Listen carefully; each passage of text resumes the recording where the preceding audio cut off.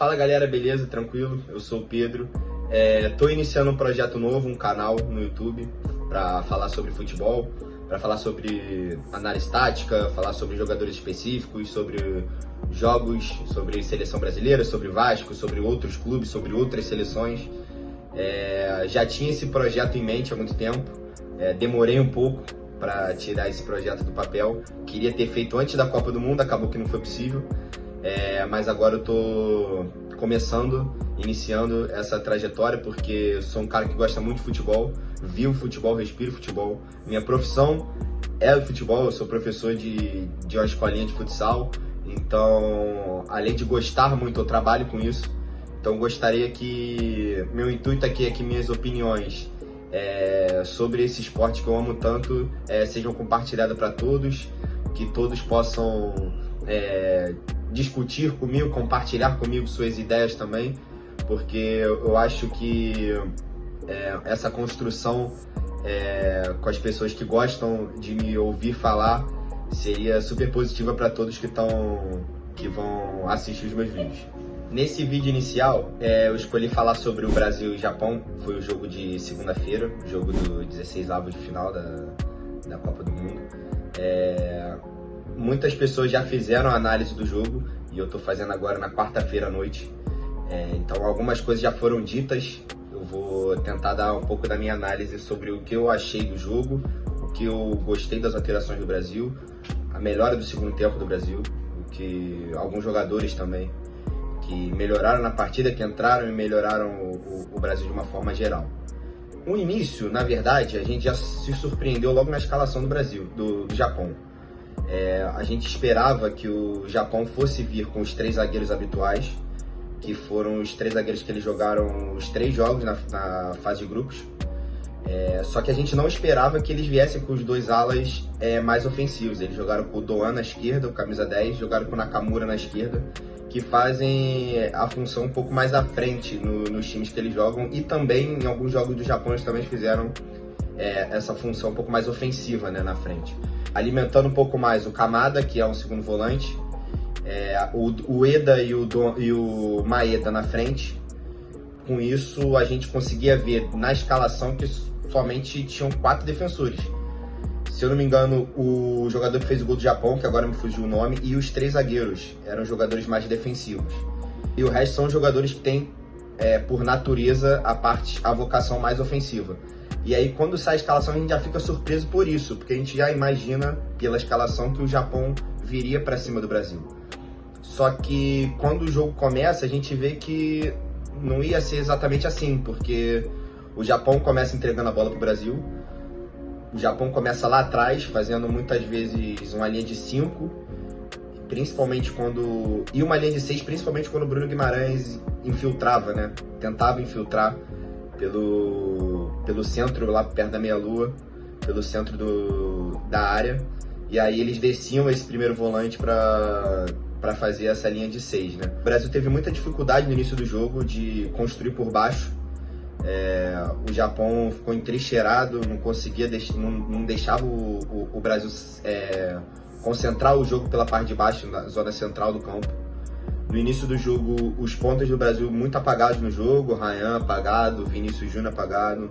O Vini eu acho que melhorou só depois da pausa para hidratação, quando ele desce um pouco mais para receber essa bola de frente.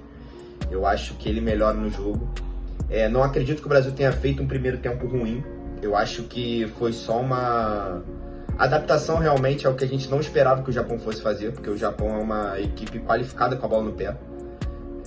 Mas enfrentando o Brasil, obviamente, eles mudaram a estrutura do time. Contra a Holanda até, que era o adversário mais forte no grupo deles, eles não vieram tão fechados assim. Inclusive eles sofreram por causa disso, porque eles com a bola no pé são muito bons, mas tem a dificuldade muito grande de andar para trás quando eles perdem a bola. Eu acreditava que o Brasil pudesse explorar isso muito bem, por características, jogadores de frente com muita velocidade. Então eu achei que o Japão viesse assim, fosse ajudar o Brasil. Não foi isso que aconteceu no primeiro tempo. O Brasil toma o gol ali por volta dos 20 minutos, uns 20, 25 minutos, depois de um erro do Danilo, que para um lateral experiente do jeito que ele não pode errar, principalmente numa Copa do Mundo. Que foi um lance que o Brasil estava saindo pro ataque, se eu não me engano o Ryan que roubou a bola. entregou pro Danilo, então o Brasil tava numa transição ofensiva para sair. A primeira linha de pressão do Japão tava voltando, tava andando para trás para poder recompor, e a linha defensiva do Japão andando para frente para poder fazer a linha do impedimento. Ele tentou forçar um passe pelo meio entre essas duas linhas. O volante do Japão, que fez o gol, rouba a bola, passa pelo Casemiro, dribla o Casemiro, que inclusive não fez a falta porque ele já tinha amarelo. E na minha opinião, o amarelo muito bobo que ele tomou com 10 minutos, eu acho, do primeiro tempo. Foi um lance que o cara do Japão, se eu não me engano, acho que foi o Kamada. Tomou a frente dele, o Marquinhos estava na cobertura e mesmo assim ele chegou no carrinho, pra mim, completamente estúpido, tomou um amarelo com 10 minutos de jogo. E aí no lance do gol, o volante do Japão passa por ele de uma maneira muito fácil e ele não vai fazer a falta, ele não agarra o cara justamente porque ele tá com cartão. Então, quando acaba o primeiro tempo, minha primeira ideia, além da lesão do Paquetá, que ele sentiu no final do jogo, que eu já imaginava que ele poderia sair, pra mim a primeira alteração que o Ancelotti tinha que ter feito era a saída do Casemiro. Porque no segundo tempo, por o Brasil estar atrás do placar, naturalmente o Brasil teria que sair pro jogo e ficaria mais exposto. Então o Japão nos contra-ataques com o Casemiro amarelado, para mim, seria um problema. Com a lesão do Paquetá, pelo que eu disse, o Brasil precisar ficar mais exposto, eu já imaginava que entraria um centroavante. Ele escolheu o Endrick, mas não vou ser hipócrita aqui, o meu pensamento primeiro era o Igor Thiago, muito porque eu já sabia da fragilidade de bola aérea defensiva do Japão. Se eu não me engano, acho que o Japão tomou 2 gols de bola parada na fase de grupos. Eu acho que foi da Holanda e uma da Suécia, eu não lembro bem. Já era uma dificuldade o Japão defender essas bolas aéreas e imaginei o Igor Thiago por ele ser um centroavante de estatura até bem mais alto que o Endrick, né? Pra disputar essa bola de cabeça. Não foi isso que o Ancelotti fez. E aí, logo no início do segundo tempo, a gente descobriu por que ele não fez isso. Porque eu tenho quase certeza que foi uma estratégia para o segundo tempo o Brasil começar a alçar mais bolas na área, mas não de qualquer jeito, sempre buscando o segundo pau. E aí o Ryan era muito importante nessa jogada, porque ele tem velocidade para explorar essa bola que seria escorada no segundo pau para dentro da área. Ele é mais rápido que o Igor Thiago nesse tipo de lance, né? De antecipação, de velocidade, de atacar o espaço curto, essa diagonal mais curta. Eu acho que aí se mostrou um pouco mais coerente a mudança do Ancelotti. E aí, logo nos primeiros lances do jogo, o Ryan tentou um cruzamento para o segundo pau, que a bola passou direto, foi um pouco forte, e ali já tinha me chamado a atenção. Teve um segundo momento nesse mesmo molde que o Ryan conseguiu, dessa vez ele conseguiu fazer um cruzamento, se eu não me engano, com o Matheus Cunha no segundo pau, que o Matheus Cunha escora pro Bruno Guimarães dentro da área, e aí o Bruno Guimarães de cabecinha na cara do maluco, o defensor do Japão faz a defesa de cara, inacreditável essa bola não ter entrado também.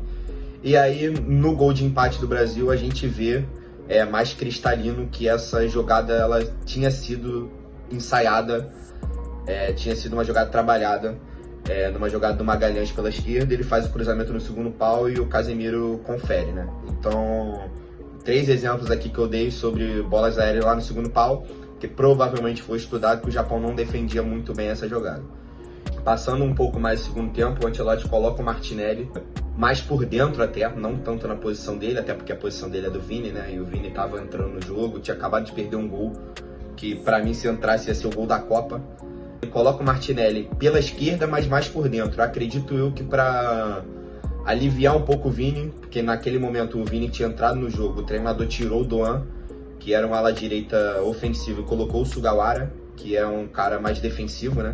E aí o Vini tinha assumido um pouco do jogo, porque o Sugawara é um marcador, mais do que o Doan, e já tinha dobrado a marcação nele, então acho que o Martinelli foi um pouco esse desafogo. E aí o Brasil melhorou na partida, aumentou o volume. Acredito também que o Japão deu uma baixada no seu ritmo, muito porque precisava mudar, e o banco do Japão é infinitamente inferior do que o Brasil. Então quando o Brasil recorre ao banco, naturalmente o Brasil tende a melhorar no jogo. E o Japão, por ter um banco pior, muitos desfalques também, Minamino não foi pra Copa, o Endo não foi pra Copa, o Kubo se machucou. Então, naturalmente, eu acho que a equipe do Japão ia cair com o passar das substituições, né? E aí, o Brasil chega ao gol numa jogada que eu já tinha percebido, muitas pessoas também comentaram nas redes sociais que o Japão, ele tomou um gol assim da Suécia e, se eu não me engano, ele tomou um gol da Holanda da mesma forma. Que o Japão tinha muita dificuldade de defender o espaço entre o ala e o zagueiro mais perto do ala. No caso do gol do Martinelli, o ala direito e o zagueiro pela direita, né? No gol da Suécia, o gol do Elanga foi no lado esquerdo, que ele recebeu entre os dois, trouxe para o meio e bateu cruzado no outro canto. Então já era uma deficiência do Japão marcar esse tipo de bola. E aí, numa roubada de bola do Ryan, que inclusive melhorou muito no segundo tempo. O Ryan eu vou falar depois, especificamente do Ryan, depois que eu falar sobre o gol do Martinelli. Enfim, o Ryan roubou a bola, entrega no Bruno Guimarães, e o Bruno Guimarães acha um passe magistral com o Martinelli justamente no espaço onde o Japão marca pior. Se vocês repararem no gol, o Martinelli recebe entre o ala e o zagueiro, domina rápido e finaliza e faz o gol da virada. Era um jogo muito complicado pro Brasil naquele momento, e o Martinelli desafoga um pouco, né? Salva o Brasil, se eu não me engano, no último lance, acho que até 6 minutos de acréscimo ele fez o gol com 5:30, então era praticamente o último lance. Falando agora especificamente sobre o Ryan, ele teve uma missão muito difícil no início da Copa de substituir o Rafinha, que apesar de não estar jogando bem, era um dos pilares ofensivos do Brasil, né? Ele tinha acabado de fazer uma temporada de melhor do mundo. Eu acho que por hierarquia e pela posição que o Ancelotti quer dele, eu acho que ele ainda fica muito preso na ponta direita, em cima da linha, para dar amplitude, para o Danilo poder vir por dentro, coisa que o Vinícius Júnior, por exemplo, não faz tanto. O Vinícius Júnior tem mais liberdade para se deslocar, mas eu acho natural, porque o Vinícius Júnior é um protagonista da equipe e o Ryan acabou de entrar. Mas não é a posição que eu considero a melhor do Ryan. Eu que sou vascaíno, acompanho o Ryan desde cedo, e para mim a melhor posição dele é um 9 móvel. Inclusive a melhor fase dele no Vasco foi quando ele colocou o Verratti no banco. Jogava o Nuno Moreira de um lado e jogava o Andrés Gomes de outro, e ele jogava de 9 com uma liberdade muito grande para poder flutuar em todos os lados do campo. Tanto que ele caiu muito pela direita, né?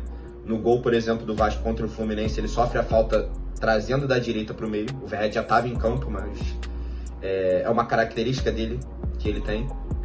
Então eu não acho que é a melhor posição dele esse lado direito do campo.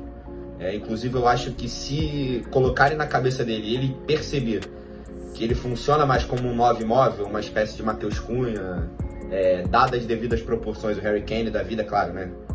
Nas suas prateleiras de qualidade, eu acho que ele deslancha muito mais na carreira dele.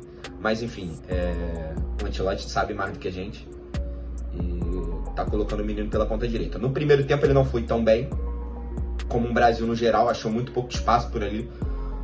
Até porque o primeiro tempo o Ancelotti não potencializou muito os pontas, porque prendeu muitos laterais.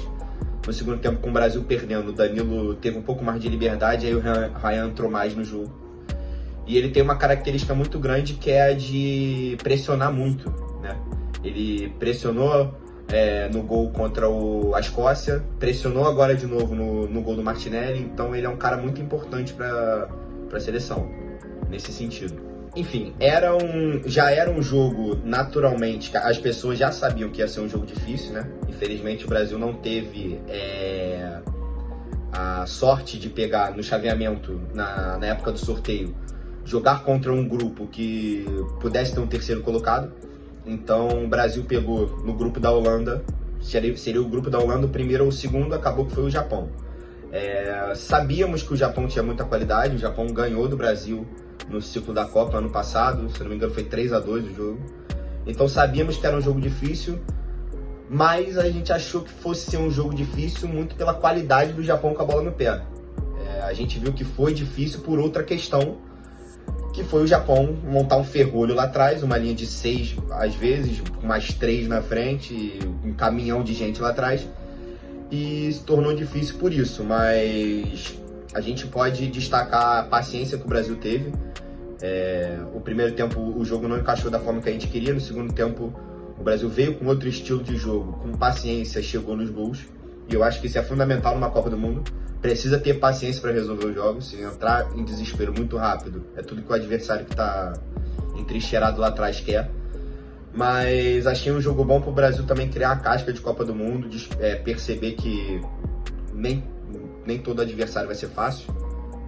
Na verdade, todos os adversários vão imprimir dificuldade para o Brasil, porque é a seleção de maior camisa que tem no campeonato. Então, assim, naturalmente as seleções vão vir para se defender. Então, se o Brasil não tiver paciência para sair desse ferrolho, vai ficar difícil.